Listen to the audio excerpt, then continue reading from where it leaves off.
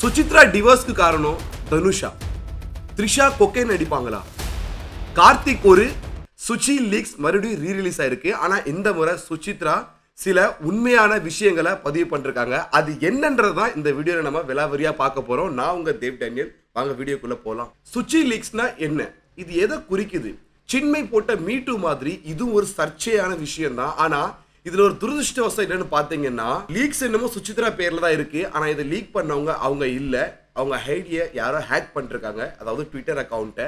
இதுக்கு முன்னாடி யார் இருந்தா அந்த சமயத்துல இந்த சுச்சி லீக்ஸை வச்சு அவங்க ட்விட்டர் அக்கௌண்ட் ஹேக் ஆச்சு, இப்படி பல ப்ரெஷரால அவங்க வந்து மனநிலை பாதிக்கப்பட்ட நிலைக்கே போயிட்டாங்க.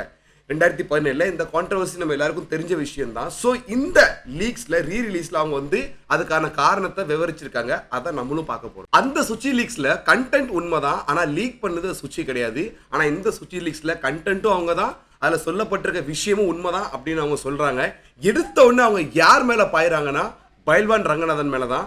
ஆரம்ப காலகட்டங்களில் வந்து பைல்வான் மலையாள பிட்டு படத்துக்கு வந்து அசோசியேட் டைரக்டரா இருந்திருக்காரு. ஆனா அந்த சமயத்துல சில சீனியர் நடிகர்கள் வந்து இப்படி தமிழ் டெஸ்ட் நடக்கலாம்னு சொல்லி இதை நிறுத்திட்டாங்க. அதுக்கப்புறம் அவருக்கு மார்க்கெட்டும் போயிட்டு இப்போ அதையே கொஞ்சம் ரீமாடிஃபை பண்ணி யூடியூப்லாம் வந்ததுக்கு அப்புறம் நடிகைகளுடைய அந்தரங்க வாழ்க்கையை வெக்கமே இல்லாம யூடியூப்ல பேசி சம்பாரிச்சிட்டு இருக்காருன்னு அவர் மேல ஒரு குற்றச்சாட்டு வச்சிருக்காங்க. சரி, இந்த சுச்சி லீக்ஸ் பத்தி அவங்க என்ன அடிப்படை காரணம் என்னன்னு சொல்றாங்கன்னா, there was a group, அதாவது இலைட் டார்க் சினிமா குரூப் அப்படின்னு ஒரு குரூப் இருக்கு. இதுல யார் யார் இருக்காங்கன்னு பாத்தீங்கன்னா, தனுஷ், த்ரிஷா, சின்மய், ஆண்ட்ரியா, மாயகிருஷ்ணன், அதுக்கப்புறம் அவங்களுடைய முன்னாள் கணவரான கார்த்திக் குமார் மற்றும் விஜய் ஜேசுதாஸ், ஸ்ரேயா ரெட்டி ஜேசுதாஸ், இவங்களாம் இந்த கும்பலில் உள்ள ஆட்கள். இவங்களுக்கு அன்றாடும் வேடிக்கையான விஷயம் என்னன்னு பார்த்தீங்கன்னா, இவங்க நைட் பார்ட்டிஸ் போகும்போது இல்லை யார் வீட்லயாவது நைட் அவுட் பண்ணும்போது டேர் பிராங்க்னு ஒன்று பண்ணுவாங்க. அது அவங்களுக்குள்ள ஒரு விளையாட்டு விஷயமா தான் இருந்திருக்கு. ஆனால் சுசித்ரா கிட்ட பண்ணும்போது மட்டும் இது கொஞ்சம் சீரியஸ் நோட்டில் போய் விளையாட்டு விபரீதமாகி வந்த விளைவு தான் இந்த சுச்சி லீக்ஸ்க்கான கான்ட்ரவர்சி. இந்த சுச்சி லீக்ஸை அவங்க விவரிக்கும் விதமா என்ன ஜஸ்டிஃபிகேஷன் கொடுத்துருக்காங்கன்னா, இதுக்கு அடிப்படை காரணமே இந்த பிராங்க் கல்ச்சர் தான். பிராங்க் கல்ச்சர்னா என்ன? இந்த பணக்கார பசங்களுக்குள்ள ஒரு திமிரான ஒரு கல்ச்சர் தான் இது.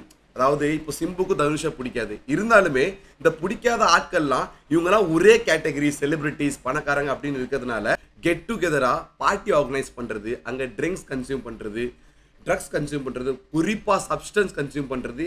இன்ஃபேக்ட் சொல்ல போனா வெள்ளி தட்டில் லைன்ஸ்லாம் ரெடியாக வரும் அப்படின்னு அவங்க ஓப்பனாகவே மென்ஷன் பண்ணிருக்காங்க.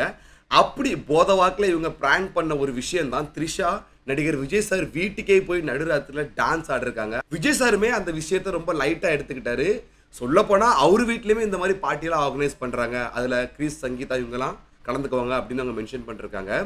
இதில் ஆச்சரியப்படக்கூடிய விஷயம் என்னன்னு பார்த்தீங்கன்னா, யுவன் சங்கர் ராஜா மற்றும் வெங்கட் பிரபு இவங்க பேருமே அவங்க மென்ஷன் பண்ணிருக்காங்க.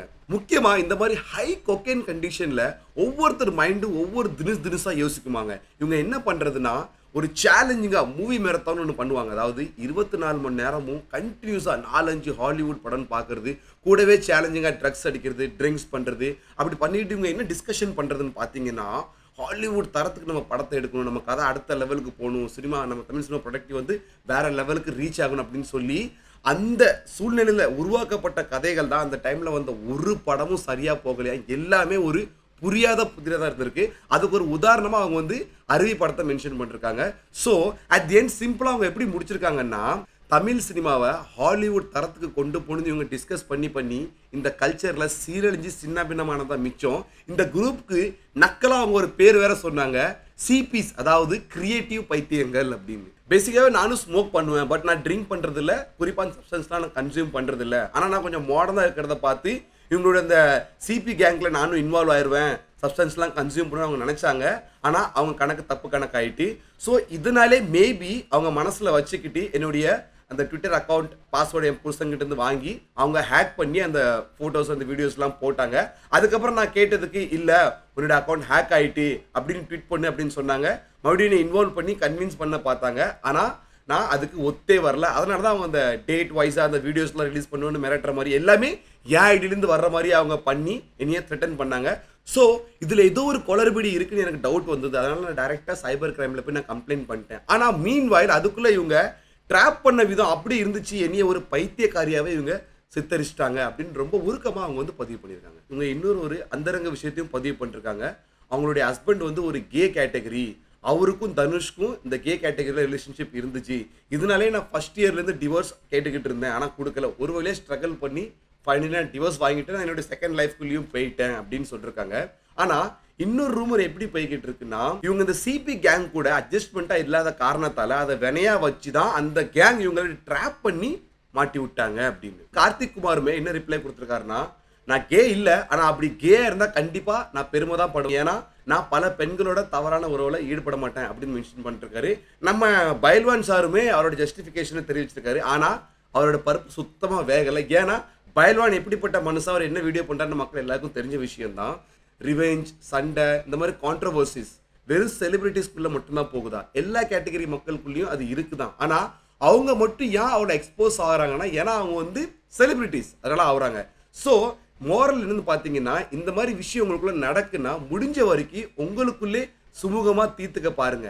ஏன்னா உங்களை பொறுத்த வரைக்கும் அது உங்கள் சண்டை, ரிவெஞ்ச், ஓகே, யார் பக்கம் நியாயம் இருக்குன்றதை நீங்கள் அந்த கேட்டகரியில் பார்க்குறீங்க. ஆனால் உங்களை திரைக்கு வெளியே ஜனங்க எப்படி பார்க்குறாங்கன்னா, நீங்கள் தமிழ் சினிமாவோட அடையாளம், இதை வச்சு தமிழ் சினிமாவோட பேரும் ஃபிலிம் இண்டஸ்ட்ரி பேருமே கெடுது. இதனால தான் ஃபிலிம் இண்டஸ்ட்ரி ஐயோ யாரும் பெற்றவங்க அனுப்ப மாட்டேங்காங்க. இனியோ இந்த கான்ட்ரவர்சி இப்போ கிரியேட் ஆகிட்டு போய்கிட்டு இருக்கு. அவங்கவுங்க அவங்க தரப்புகளுக்கு நியாயத்தை சொல்லிக்கிட்டு இருக்காங்க. இந்த வீடியோ பார்த்ததுக்கு அப்புறம் உங்களுக்கு யார் பக்கம் நியாயம் இருக்குன்றத மறக்காம கமெண்ட் பாக்ஸ்ல மென்ஷன் பண்றீங்க. சேனலை சப்ஸ்கிரைப் பண்ணிருங்க, ஃபாலோ பண்ணிருங்க.